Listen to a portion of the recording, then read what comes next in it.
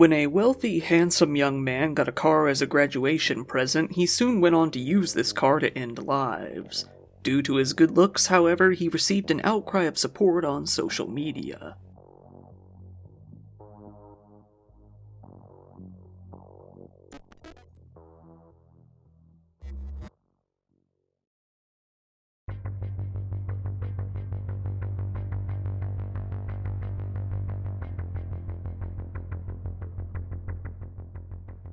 It isn't often that a killer becomes somewhat of a living meme and gains a huge outcry of support online, but it does happen from time to time. We've seen it before when some certain handsome-faced criminals' mugshots get posted online, but it isn't too often that people are driven to such obsession that they're willing to dedicate a huge portion of their life to advocating for this criminal that they've never even met. Well, this is one of those weird cases where just that very thing happened.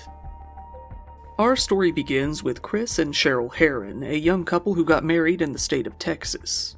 This is where they had their first child in 1997, Tristan, and shortly after in 1999 they had their second, Cameron. The young, wealthy family spent the majority of the kids' childhood living in Texas, while Chris worked as a videographer and editor and Cheryl worked as an insurance executive. In 2005, though, the family decided to pack up and move out to Florida, South Tampa specifically.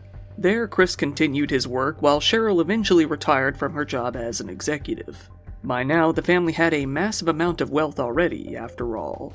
They were able to buy a massive Mediterranean-style home at the West Gardner Court in the Ballast Point neighborhood of South Tampa. The place had 5 bedrooms, 5.5 bathrooms, and a massive amount of open space. As it turns out, they paid roughly $1.4 million for this place.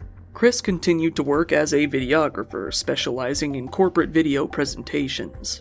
However, by this point he was dialing back the work in order to spend more time focusing on raising his sons.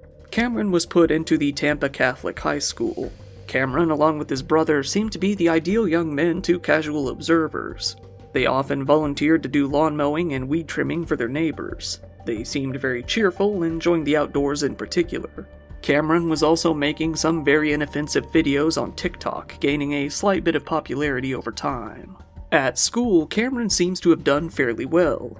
Here he made several good friends, one of which was a boy named John Barano.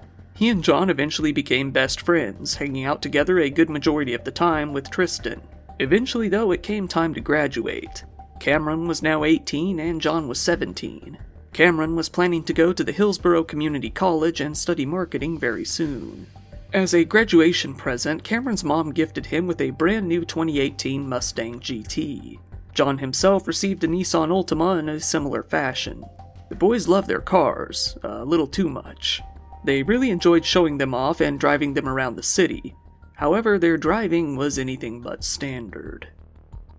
Cameron had a dirty little habit of driving over 70 miles per hour on city roads, well above the posted speed limit. He had been given speeding tickets at least once before, but this wasn't enough to deter him from driving down the long, winding roads on the Tampa coast. One day, he hit speeds of over 162 miles per hour on Interstate 75. And it was only a few days after that tragedy would strike.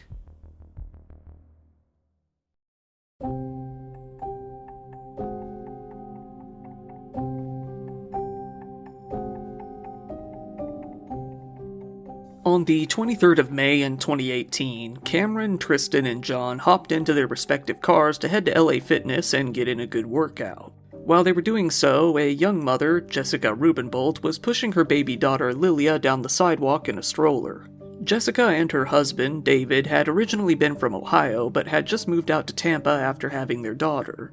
While David was at work, Jessica planned on going on a nice walk before heading over to a family member's house afterwards. Jessica was walking down Bayshore's wide waterfront sidewalk. This is a pretty popular pedestrian path, tourist attraction, and photo spot in South Tampa, promoted as being the longest continuous sidewalk in the entire world with a great oceanfront view.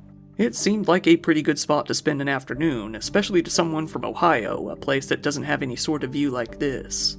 Cameron and the others finished their workout at LA Fitness. Cameron and Tristan hopped into Cameron's Mustang while John got back into his own Nissan to head out. However, Cameron was feeling that urge for speed once again. With his brother in the passenger seat next to him, Cameron challenged John to a drag race down Bayshore Avenue. After all, it was a long, continuous road where they could really clear some uninterrupted distance. John agreed, and the three boys blasted out down the road. This is where the inevitable happened. Cameron, John, and Jessica crossed paths in the worst way possible. Jessica was pushing her daughter in her stroller to the other side of the street. Legally, she had the right-of-way, and she had no way to know that a couple of cars going well over 100 miles per hour, over 2.5 times the speed limit, would be heading her way. Cameron saw Jessica and hit the brakes, but it was all too late. He was going far too fast to slow down to a non-lethal speed in time, only going down to a speed of about 40 miles per hour. Jessica saw what was coming and attempted to push Lilia out of the way, but it was already too late. There wasn't enough time to react before Cameron struck her with his vehicle and sent her rolling down the street. Jessica died then and there on the scene. Lilia was alive, but in very, very bad shape. Cameron and John dialed 911 as they saw what they had done. All of the boys walked over to the side of the street as they soon faced the gravity of the situation. Cameron called his mother, telling her what had happened, and she quickly left home and hopped in her car to rush to the scene. In the meanwhile, John cried as he faced the reality of what had just happened.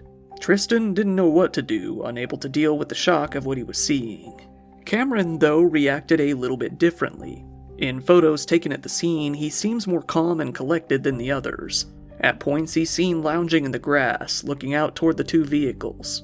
When the police arrived, he's seen walking over to talk to them before casually leaning up against a tree and telling them his side of the story.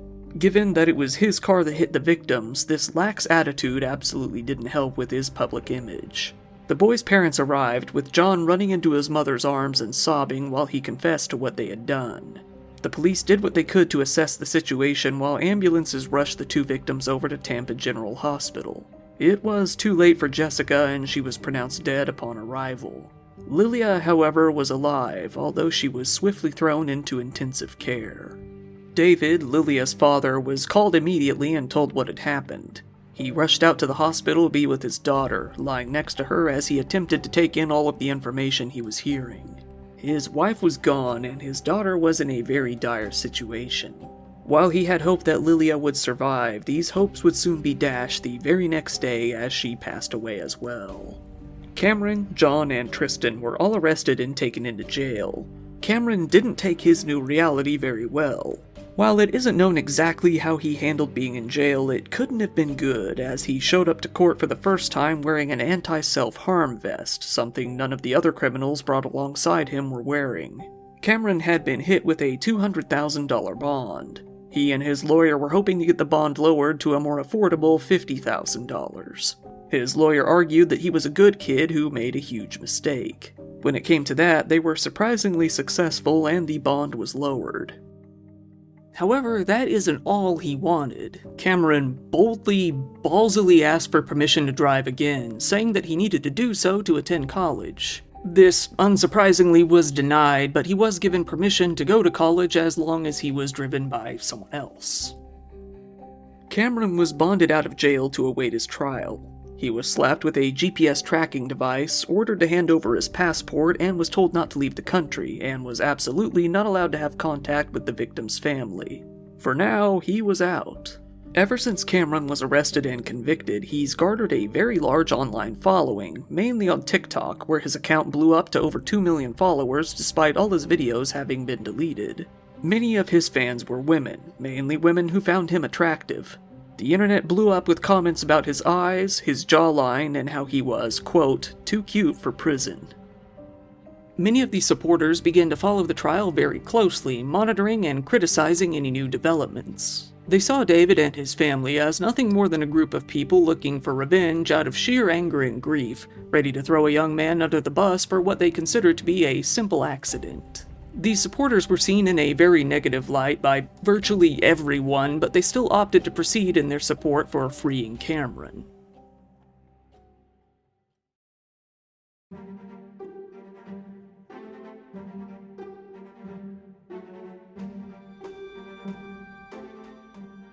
It wasn't too long before it came time for all of the boys' trials to begin. David, husband and father of the victims, decided from the very beginning that he was going to make sure that the boys faced justice. He was determined to attend as many of the hearings that he could and make sure that they were punished to the fullest extent of the law. The judge pointed out Cameron's long history with excessive speeding. Cameron's attorney, John Fitzgibbons, was quick to defend the boys, saying, "I can say at this point that there was no alcohol involved, there were no drugs involved, and the car stopped immediately at the scene." All of the boys were set to get separate trials, and each of them took a very different approach to how they would deal with all the charges. Tristan, not being one of the two drivers, hoped to get off scot-free entirely. John admitted to what he had done and hoped to get some sort of plea deal. Cameron, however, wanted to go through the legal process and fight against his charges to get the lowest sentence possible. John was able to get the plea deal he was seeking. He pled guilty to 2 charges of vehicular manslaughter and 1 misdemeanor charge of racing. He was ultimately sentenced to 6 years in prison and 15 years of probation upon his release. He will also have to do a full 200 hours of community service, with 100 of those hours to involve speaking to young men and women about the dangers of reckless driving. He was required to soon turn himself over to the Hillsborough County Jail. For the time being, though, he was able to get out of jail on a $50,000 bond. His attorney, Anthony Rickman, said, "As you saw, he was extremely shaken up after everything that had happened. John Baranow is a good kid, never an ounce of trouble in his entire life. He's in a situation he's never been in. When we see a tragedy like this, a tragedy that evokes emotion from all sides, it's very easy as a community and society to jump to conclusions and rush to judgment. And in a case like this, I just ask that we not rush to judgment, especially regarding Mr. Baranow."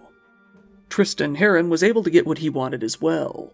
While he was originally facing 1 year in jail for a misdemeanor street racing charge, this wouldn't come to fruition.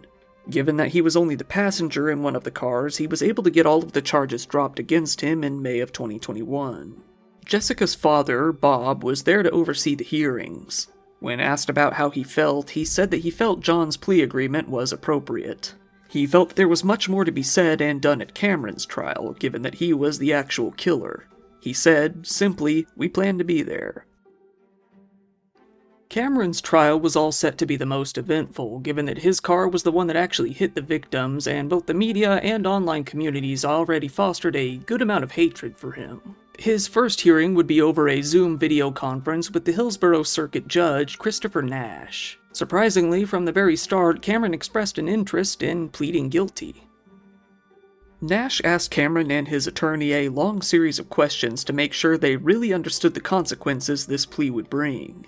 Cameron, sitting tight and looking pretty professional, simply continued to respond with, "Yes, Your Honor." When asked if Cameron might have been under the influence of any sort of substance at the time, Fitzgibbons once again reiterated that no alcohol was involved. However, he did say that Cameron took medication for anxiety and to help with sleep. In the end, the judge told them that the sentencing guidelines could have Cameron facing a whole 30 years in prison. Still, though, he pled guilty. For a number of reasons, Cameron's big trial continued to be delayed more and more over time for the next several years. One of these reasons was that his lawyer attempted to have some of the evidence thrown out, this being what you could call the black box of his car, onboard records of his speed, distance driven, and other statistics. He said that this was because the police used a flawed search warrant to get this information. While the judge declined this move, it did delay the trial. Both Bob and David pled with the court to get things moving and speed things up so they could finally see some sort of resolution to all of this. David told the court, "I've suffered horrifically every moment. It's nearly impossible to put into words the agony of this legal process." In 2021, it finally came time for the big trial. Both Cameron's family and the family of the victim showed up to the court bright and early to see Cameron's fate, each hoping for a very different outcome. The trial would go on to last for a grueling 9 hours, in which many people would come forth to give statements. Some of these people were Cameron's mother, his aunt, his old teacher, and of course the family of the victims as well. When Cameron's aunt spoke, she enraged a lot of people by trivializing the death of the 2 victims. Speaking of what had happened, she said that boys do things on impulse, and asserted that Cameron was a very nice young man in the end. She said that he feels a lot of guilt and has lost a lot of weight in jail. And all my years of teaching, boys just do things on impulse. And I believe that they truly believe nothing's ever going to happen badly. And so when it does, like in Cameron's case, it's tragic. Cameron's mother came to the stand as well, giving statements that people found to be manipulative and subtly spiteful. She complained that, to pay for various fees, they were forced to sell their home at a major loss and downsize to a much more modest home. Yes, we had to sell our house. And you moved to another... And we moved to a location. much smaller house, about a third of the size and a third of the value. Well, yes, we had to sell our house and move into a much smaller home. Due to a clause against racing in their insurance, they didn't get any sort of payout in the end, forcing them to pay for everything out of pocket to the best of their ability. When speaking of Cameron, she remembered back to the day of the crash.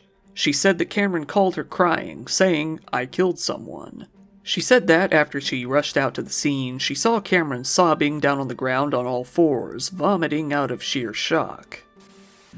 On May 23rd, 2018, less than a month later, I received a frantic, distressed call from Cameron. And he told me he had been involved in an accident. And he said, "Mom, I've killed someone." And I said, no, Cameron, it's just, at that point, it wasn't even clear to me how the accident what had taken place. And Cameron was on his hands and knees, throwing up and crying. Many noted that these statements greatly contradict his seemingly casual demeanor in the photos and videos taken in the aftermath of the incident. Eventually, it came time for Cameron to speak for himself. While he didn't actually speak on his own, he wrote a statement for his lawyer to read on his behalf as he stood next to him. To begin, I would like to apologize to the family that lost two beautiful souls. The amount of remorse, sorrow, and regret that I feel is unfathomable, but I could not possibly imagine how you feel. I know that nothing can be done to turn back the clock, but I will and would do anything in my power to fix it. I am so sorry for what I did and what I caused. God is with these two beautiful souls, and I have no doubt that they are at peace. I had lost my faith before the accident, but I brought it back afterwards and was confirmed to the Catholic Church soon thereafter. Along with my family, I will be carrying these two precious lives with me forever and wherever I go. I would also like to apologize to my friends and family for what I put them through, and I could never repay any of them for the support that I have received from them. I always pray for the Reisinger and Ravenel families because your pain must be unconscionable. My life will be dedicated to repaying the cost of the lives that I took, and if given the chance, I will do everything in my power to prevent any fatal accident from ever occurring again. The trial took a much more emotional turn when it came to the family of the victims. They presented a video over 30 minutes in length that consisted of photos of the victims along with interviews of various family members about how the incident had affected them. Some of them had come from as far as Australia to pay their condolences and attend the funerals. While all of them handled the tragedy differently, they all agreed on one thing: their lives had been changed forever. Finally, it came time for a detective to present evidence in the case. While a lot of the portion of this part of the trial has since been redacted, it's possible to see the portion in which he shows a bit of low-quality CCTV footage from a nearby area showing the boys racing at a high speed. He then shows some text messages, fairly out of context and hard to understand, between the two boys leading up to the race.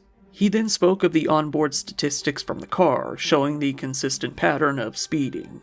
Finally, it came time for the judge to speak and hand down Cameron's sentence. For the misdemeanor charge of unlawful racing, he was sentenced to time served.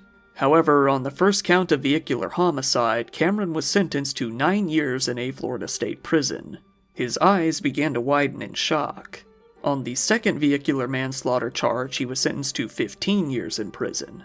Even with his face mask, you could see the true fear in his eyes as the reality hit him. He was to serve those sentences one after another, giving him a whole 24 years in prison. Ever since the video of the sentencing was released, it has since gone viral and continues to be shared all over Instagram, TikTok, and YouTube. While Cameron's supporters expressed shock and remorse at the sentencing they felt was far too severe, those who disliked Cameron were happy to see the look on his face when he heard the news. The judge felt that Cameron was completely responsible for his actions and should be sentenced accordingly, but he still allowed a window of time for his lawyers to file an appeal, which they did shortly after. Andrew Warren, a state attorney who has since been fired for reportedly being too lenient on crime, left a voicemail for Fitzgibbons, criticizing the sentence, saying, "Hey John, it's Andrew Warren. It's about 4:30 on Friday. I just wanted to reach out and follow up after yesterday. Yes, call me at your convenience. Nothing urgent. Just wanted to share my thoughts on what had happened yesterday. I tell ya, I was, surprised and even disappointed by the sentence. I thought it was excessively harsh. But just wanted to follow up with you when you get a chance. This is my cell phone. Call me at your convenience." John Fitzgibbons was able to use these comments to show that even the state attorney agreed that the sentence was too harsh. This was mainly what the whole appeal hinged upon. Even while using this defense, he criticized Warren for being too weak to intervene at the sentence himself, saying, "Warren didn't have the moral fiber to tell the court what he really thought when he and his office asked for this very heavy sentence." Andrew Warren defended himself by saying that he was merely doing his job and trying to give justice to the victim's family as per his job. However, in the end, the appeal was rejected and the sentence was upheld. Cameron and Fitzgibbons were left with no way out. It was all set in stone. Cameron was sent to the Graceville Correctional Facility in Jackson County, Florida to serve out his sentence. By the time he's released, he will be in his early 40s.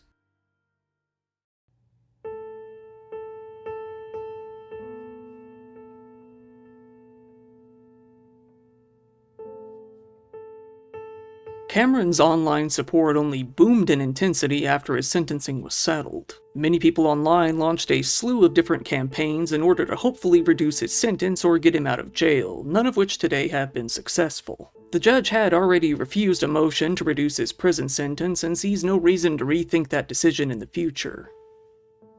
The obsession with Cameron online, mainly from women, is a psychological phenomenon referred to as hybristophilia, simply defined as the phenomenon of an individual being sexually aroused by a criminal offender.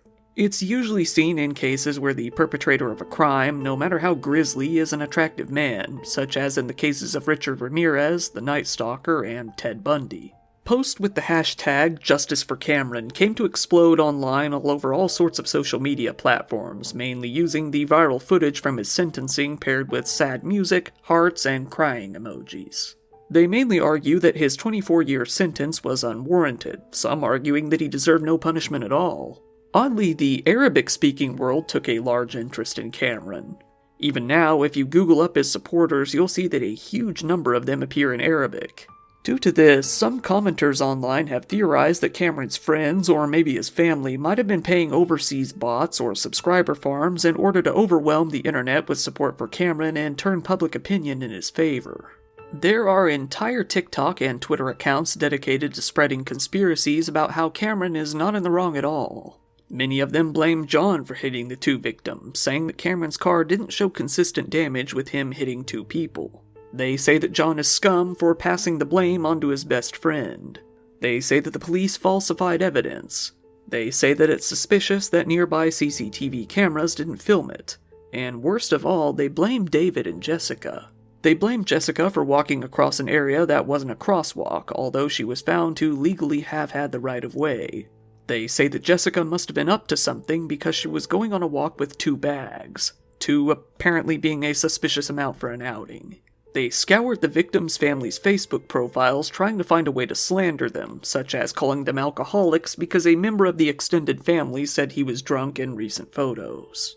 They blame David for taking Lilia off life support when, according to Twitter's best medical experts, she could have lived. They then say that David is receiving money from the government just to work toward taking Cameron down.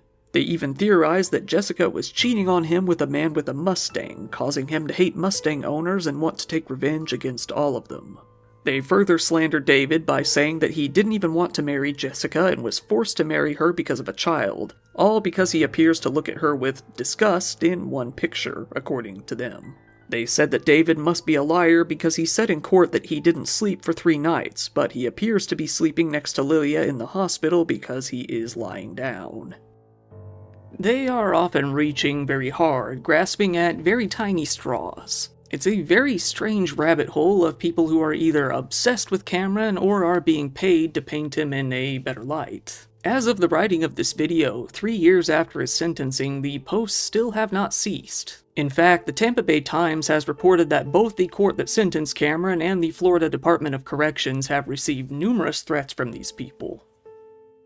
Right now, there are still multiple Change.org petitions floating around with the intent of having Cameron's sentence reduced or having him freed entirely. One of them reads as, "Cameron had no intention of killing anyone. He is innocent, and the US government should understand that he doesn't deserve 24 years in jail. He has his whole life ahead of him. He regrets his actions, which was reflected through his emotions in the courtroom. Everyone makes a mistake. His seems to have faced a much greater consequence than others, but one event in your life shouldn't determine your future. We all make decisions we regret when we were young, but that doesn't mean we have to give up our whole lives to repent. Cameron is an intelligent young adult who doesn't deserve this injustice. You can help make a change to this young boy's life. Cameron needs your help. So please help by signing this petition. You can make a huge impact in someone's life without even knowing it. Your actions can help save lives." Surprisingly, Cameron's mother has spoken out against his crazier supporters, saying that they had an unhealthy obsession with her son and that it made her uncomfortable. Shelby Grossman at the Stanford Internet Observatory has said that the posts online about Cameron are a good mixture of probably genuine support and what she said are, quote, "suspicious activity likened to Middle East digital marketing firms," although not much more detail than that was given.